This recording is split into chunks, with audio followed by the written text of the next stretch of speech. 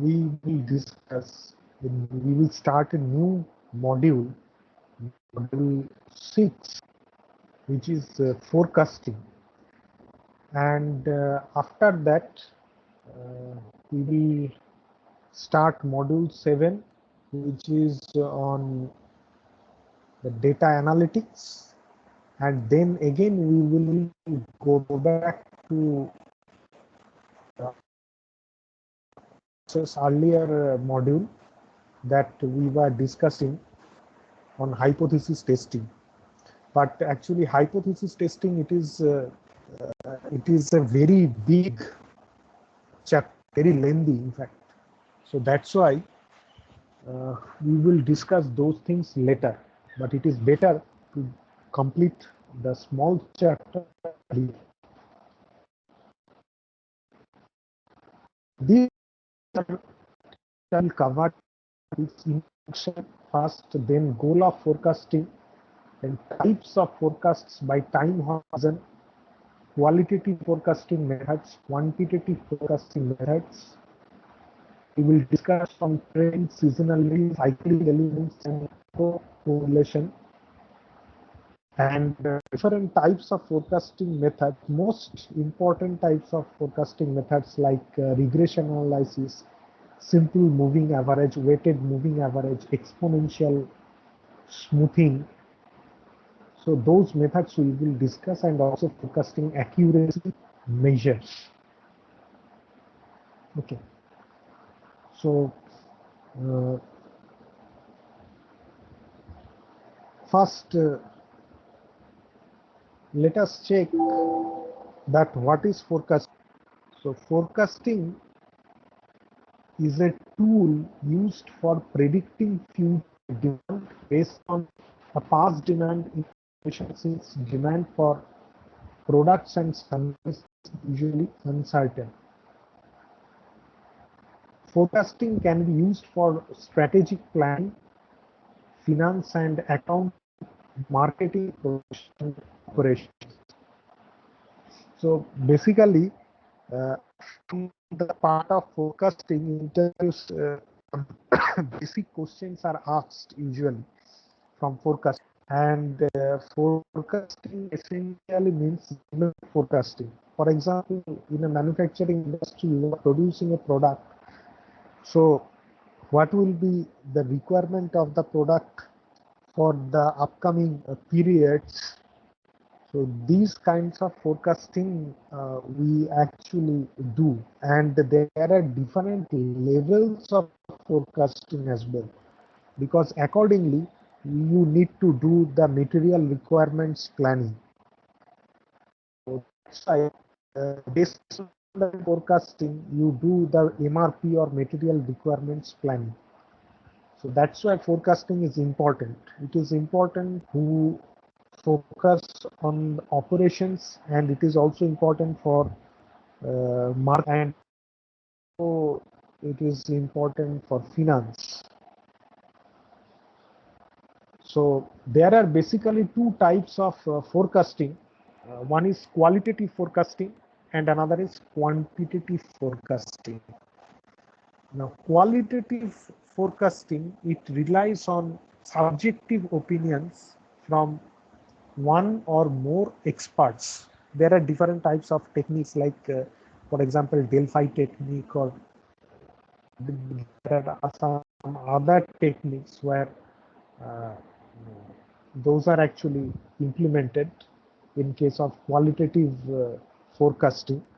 Basically, it is done anonymously, the Delphi process, and ultimately a consensus is actually they reach to a consensus, and accordingly the decision is taken. And in case of quantitative forecasting, it relies on numerical data and analytical techniques methods. Okay. So we will discuss mainly focus on the quantitative forecasting method. There is also qualitative forecasting techniques. but our focus will be here on the quantitative methods. So now look at the goal of forecast.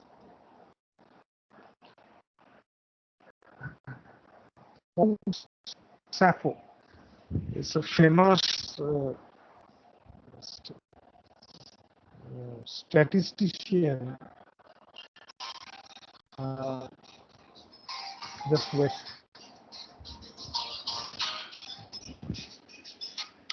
Hello.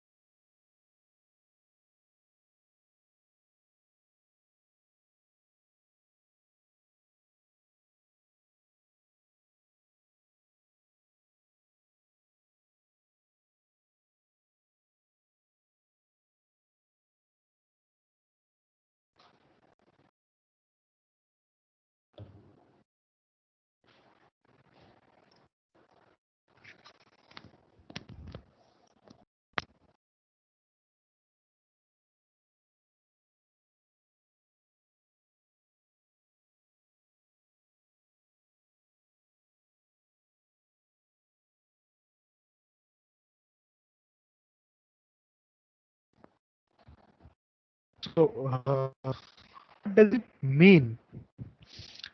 It actually means told that the goal of focus is to predict the future, but to tell you what you need to know to take meaningful action in the present.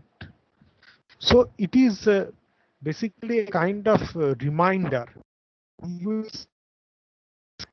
need it, many types of photons are uh, addressed so that accidents can be prevented. Okay. For example, suppose work is measured with pleasure with pleasures. So these can, because that that actions can be taken. It's like it reminds you that if you do focusing, if you know action, then there is no meaning of forecasting. That in the next forecast, we have seen that your demand is going to increase if you not take, you not take care of the if your material requirements planning is not as per the demand forecast, then there is no meaning of that forecast. Okay, so that's why you need to is Paul Sappho, who basically he consulting of the School of Engineering at Stanford University. So, and he's the AI technological change in the future. Okay. So,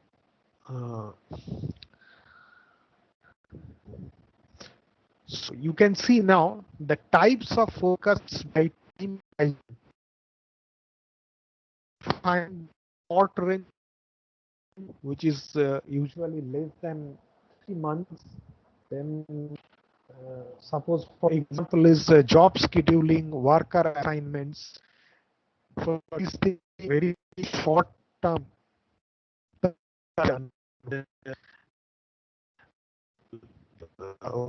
depends less than 3 months. Then in case of medium range forecast, it is the span is around 3 months to 2 years. For example, the sales of production planning and Usually it is than 2 weeks, and a new product planning, for example. And in case of long range, the design of the system is carried out, but forecast and medium range forecast, it will system it carried out. And as you move towards the long range forecast, you will with qualitative methods, and as you move short range forecasts towards the short range forecast, you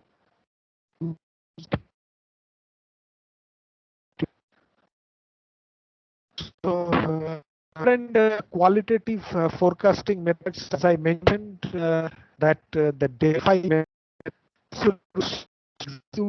judgment and Delphi method. Graphs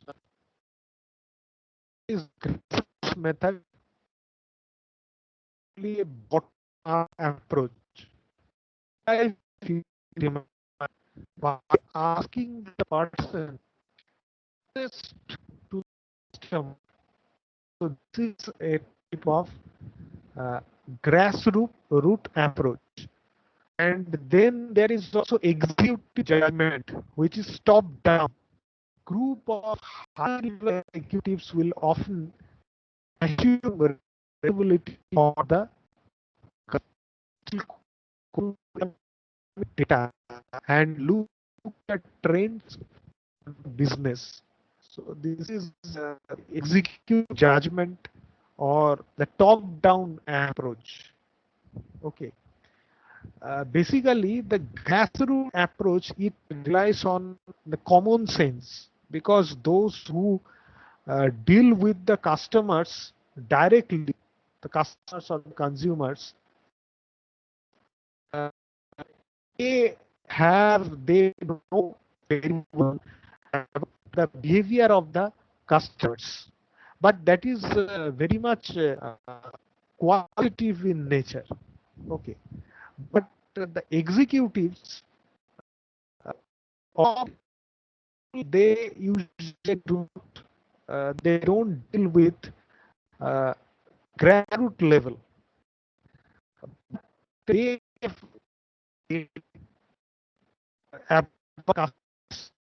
by analyzing the data can take decisions, then assume that what is going to be in the future. So things are uh, top-down approach. Okay. Then there is a Delphi method. The admin of the will out series of questions and ask for inputs and just anonymous in nature. These responses be collected and sent out again to allow respondents to evaluate and adjust their answers until a forecast is agreed upon. So what happens in Delphi method? First, all the attendees, they will fill the questionnaire, and the is that particular meeting, he or she will take all the answers, and what is the average value, what is the variance or the standard deviation. So all these things they will he or she will display. Okay. Just wait.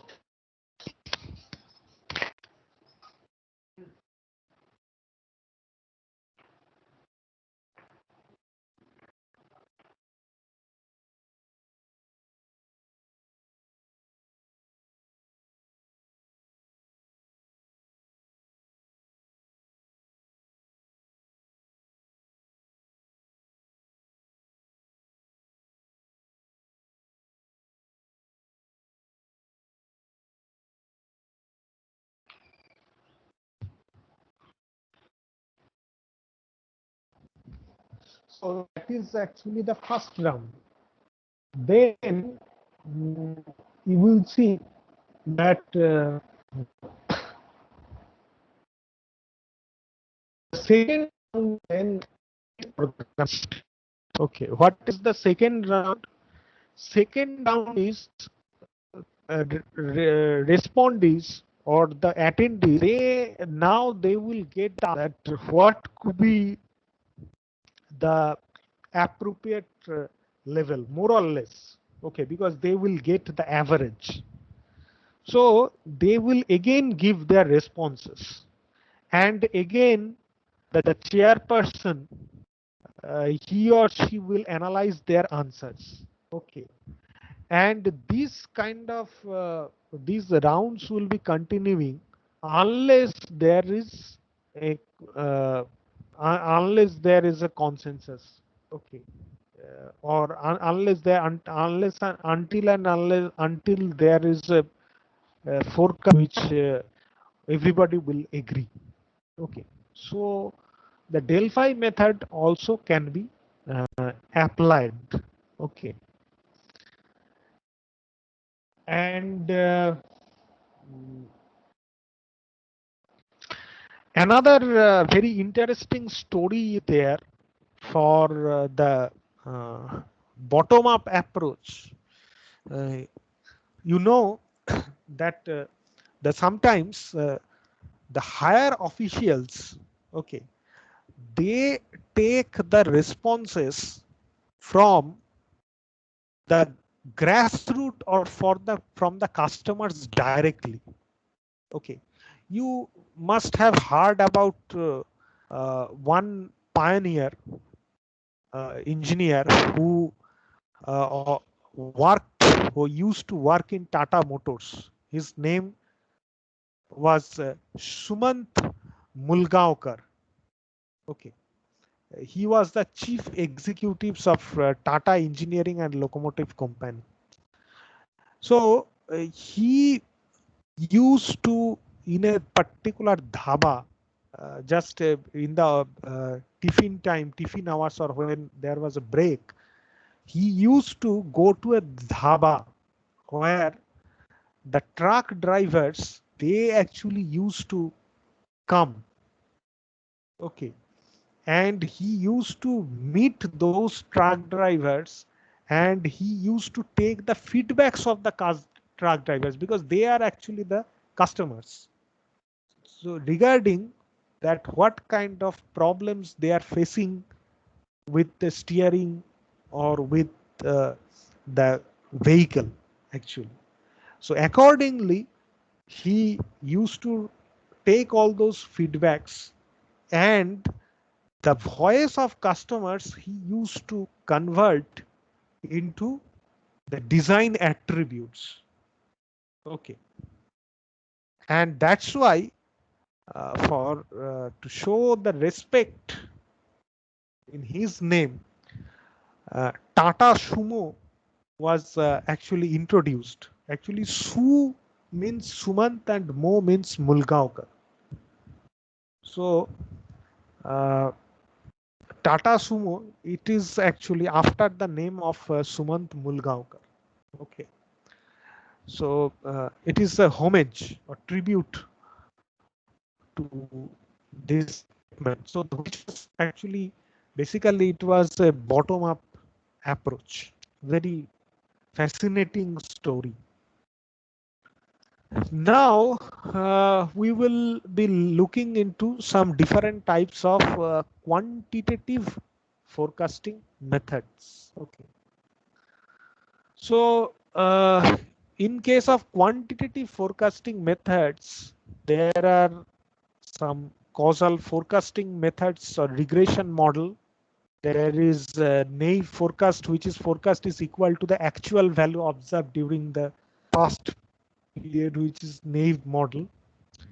There is simple moving average, weighted moving average, exponential smoothing. Okay.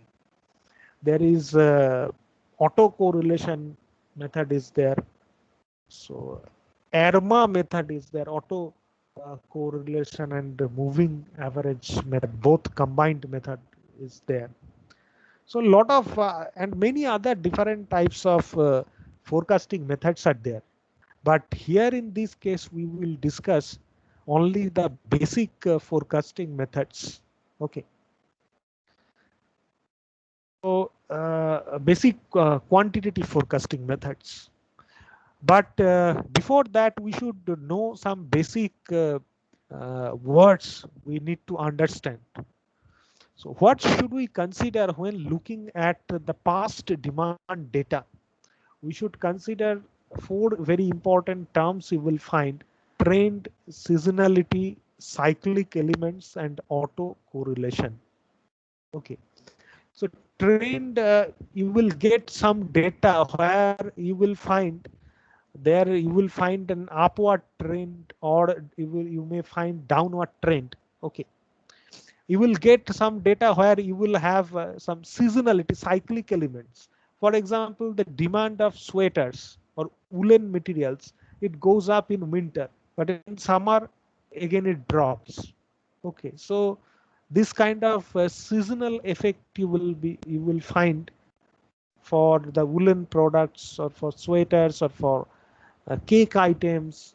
Okay, so the seasonality may present in data. There you will find some cyclic elements are there. Okay, you can find here the cyclic elements you will be finding. And also you will find some auto correlation is there. Auto correlation means the data is regressed by itself. That means the data is influenced by this period's data will be influenced by the past data. Okay, that means the series is regressed itself. Okay, so which is known as actually auto correlation. So first is regression analysis.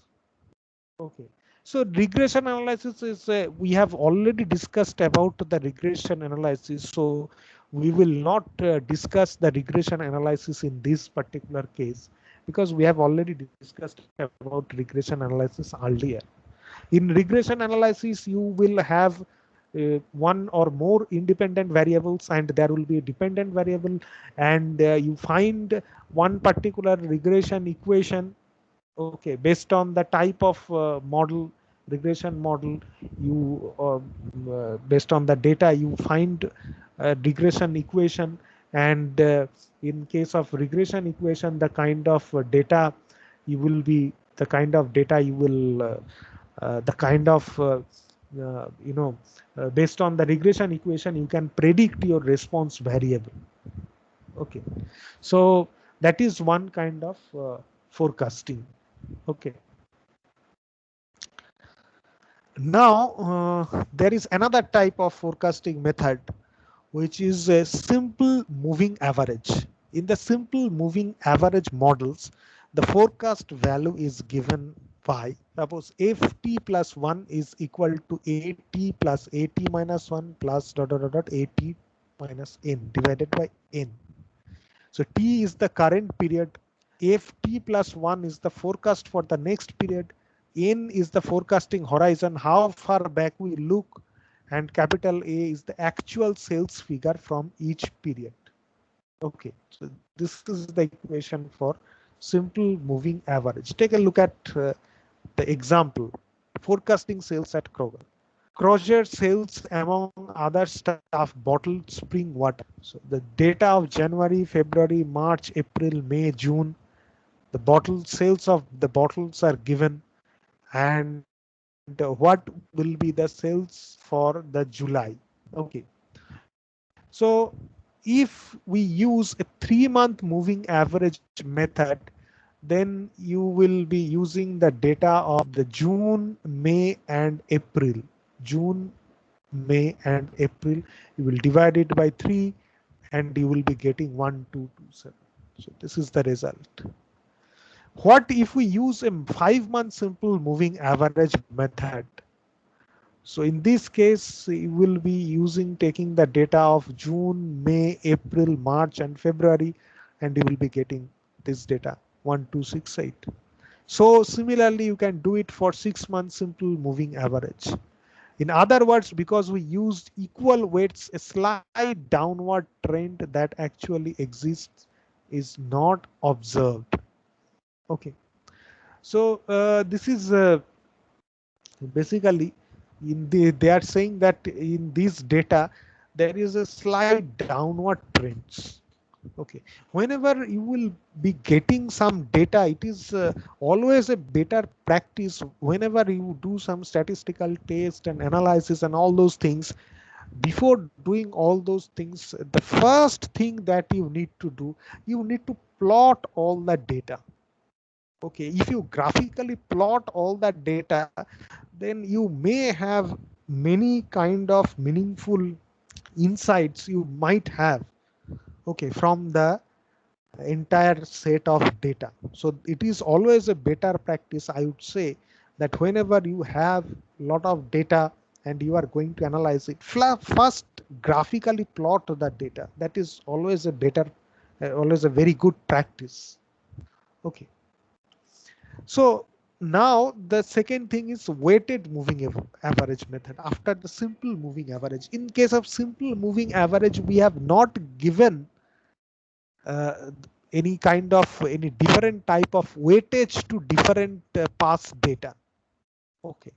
But in case of weighted moving average method, we are actually trying to assign weights to the data. Okay. And suppose the 6 months, the July forecast we need to do, and suppose you are giving for simple moving average method, for 6 months simple moving average method, you have found 1277. This is the result you have found from your simple moving average. Now suppose you are using weighted moving average now, like 40%, 60%. That means the earlier data you are giving a weightage of 40%, the 3 months data, and then the next 3 months data you are giving a weightage of 60%. So if you do it, you will be getting the value of 1267. Okay, so that means you this is 40% means 0.4, 60% means 0.6.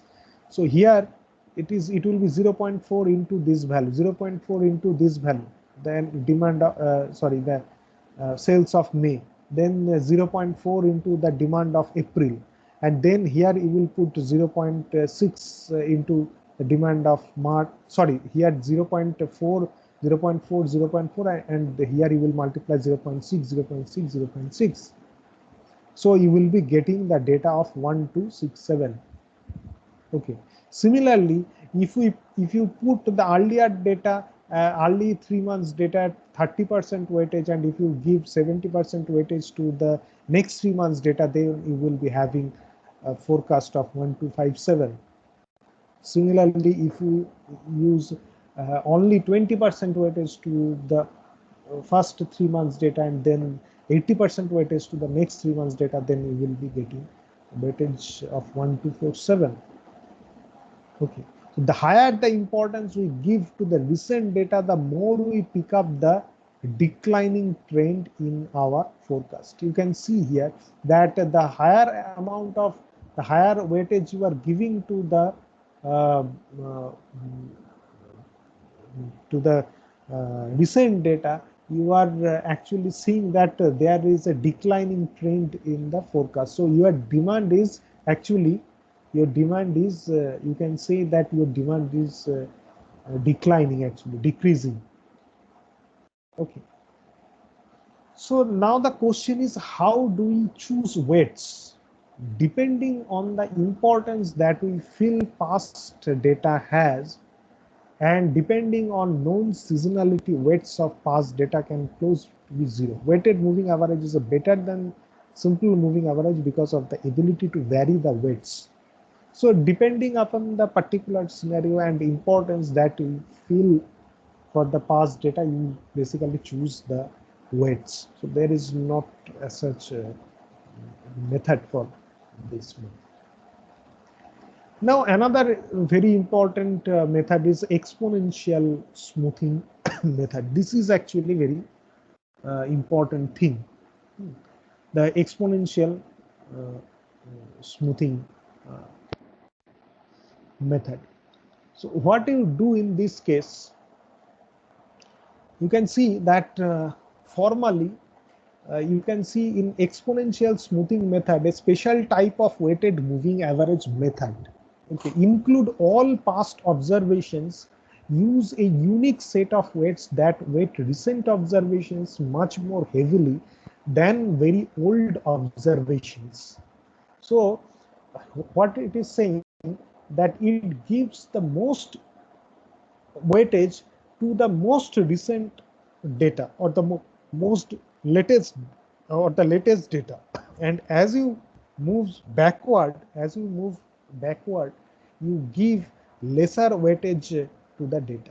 Okay, you can see here that today it is alpha, then in the previous period it was alpha into 1 minus alpha, the next period it is alpha into 1 minus alpha square, then again uh, uh, in the earlier period it was alpha into 1 minus alpha cube. So, and the value of alpha lies somewhere between 0 to 1. It will depend upon your particular choice that what will be the value of alpha. This is a coefficient. So that value, uh, what you will be using. So, sorry, it is a constant term which is known as the smoothing constant. And you can also perform the sensitivity analysis of the smoothing constant. It is basically it may be, you may implement the trial and error method, and based on that you can set the value of the alpha, and you will see that as you move backwards, the less weightage you will be giving to the data. Okay. So formally, the exponential smoothing equation, it is given by ft plus 1 is equal to alpha into yt plus 1 minus alpha into ft, where ft plus 1 is equal to forecast for the next period, alpha is equal to smoothing constant, yt is observed value of the series in period t, that means for present time the observed value that you have seen, and plus 1 minus alpha, you have given the weightage to 1 minus alpha to the previous period value, and ft is equal to old forecast for period t. Okay, so basically here exponential smoothing forecast is the old forecast plus an adjustment for the error that occurred in the last forecast. Okay, so exponential smoothing forecast, it is the old forecast value plus some adjustment to the uh, uh, plus some adjustment for the error that occurred in the last forecast. The forecast ft plus 1 is based on weighting the most recent observations yt with a weight alpha and weighting the most recent forecast ft with a weight of 1 minus alpha. The implication of exponential smoothing can be better seen if the previous equation is expanded by replacing ft with components as follows. So what it is saying, that you can uh, take it like this. For example, suppose ft plus 1, it is alpha into yt plus 1 minus alpha into ft. Now in place of ft, you can present ft, or you can replace ft in terms of ft minus 1. So what will be the value of ft? Ft, if you put here ft, it will be alpha into yt minus 1, because if here you write t plus 1, it will become t. So here if you write it is just t, then it will become t minus 1, then 1 minus alpha into ft minus 1, which you have written. So if you do the multiplication, then it will become alpha yt plus alpha into 1 minus alpha into yt minus 1, okay, plus 1 minus alpha whole square into ft minus 1. Now if you replace again ft minus 1 with ft minus 2, okay, so for ft minus 1 you can write alpha into again yt minus 2. So in this way, if you replace ft minus 1, so this series will be, it will continue, okay, and ultimately if the substitution process is repeated by replacing ft minus 1 by its components, ft minus 2 by its components, and ft minus 2 you can replace by ft minus 3, so you will be getting a series like this. And where you can see here that suppose you have chosen your smoothing constant to be alpha is equal to 0.9. So you will have here, you put 0.9 and then again 1 minus 0.9, so 0.1, okay, so so it will come out to be something 0.72. Then again you put here alpha and then 1 minus alpha whole square. So in this way you will notice that your actually your the values, these are continuously, the weightage is going to decrease. Therefore ft plus 1 is the weighted moving average of all past observations, okay. So